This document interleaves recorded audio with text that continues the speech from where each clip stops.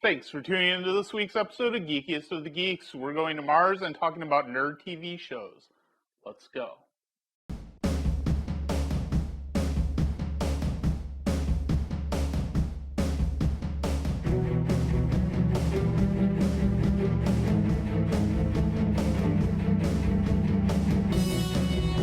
Welcome to my extraterrestrial habitat, Geek Army. I am your host, Doug Croft. First, let's dive right into the movie, The Martian.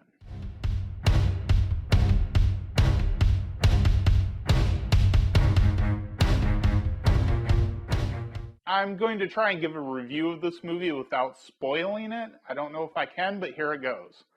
The premise of this movie is that Matt Damon, as Mark Watney, is part of a team of astronauts that was sent to Mars. And at the opening of the movie, the team is forced to evacuate and end their mission early. But there's an accident, and believing that Watney is dead, the team leaves without him. But he turns out to be not dead, and it's going to take years before NASA can rescue him. And the rest of the movie is Watney trying to figure out how to survive, and NASA trying to figure out how to bring him back alive.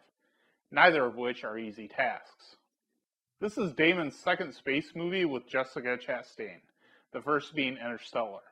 And what's interesting in this movie is that Damon's character takes almost exactly the opposite attitude towards trying to survive on a hostile planet as his character in Interstellar.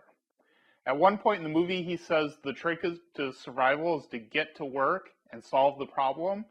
And when you've done that, when you've solved the problem, you solve the next problem. And eventually, when you solve enough problems, you'll reach your goal. I think that's an excellent way to live your life, taking each problem as it comes and dealing with it without being discouraged by the enormity of what you're trying to accomplish. This movie has action, adventure, and a hero has to think to survive.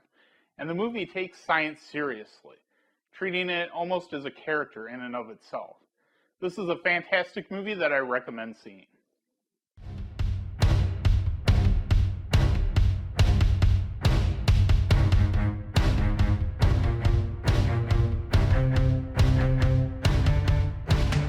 Also this week, The Flash and Arrow have returned for seasons 2 and 4, respectively. The Flash has to deal with putting his life back together, and the city too, after the events of the first season finale. Everything has changed, and a new villain has emerged, Zoom. But the process is helped by Joe and Iris sticking with him, and an unexpected party gift from the Reverse Flash. And an unexpected ally, the Flash from another world has arrived to help, Jay Garrick. Oliver Queen has his own life to rebuild. He's given up being Arrow, who Star City now believes to be dead. He's lost the trust of his best friend, John Diggle, and he's starting a new life far from Star City with Felicity. But things aren't quite as tranquil as they might seem in this new life. And the former protege of Ra's al Ghul, Damien Dark, has come to Star City to finish what Ra's al Ghul began.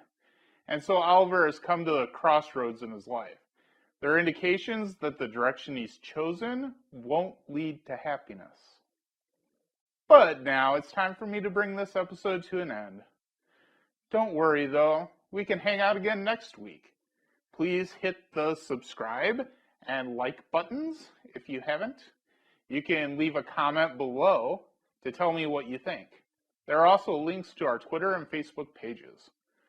So tune in next time to watch me try to survive on a diet of potatoes for, say, the next year or so.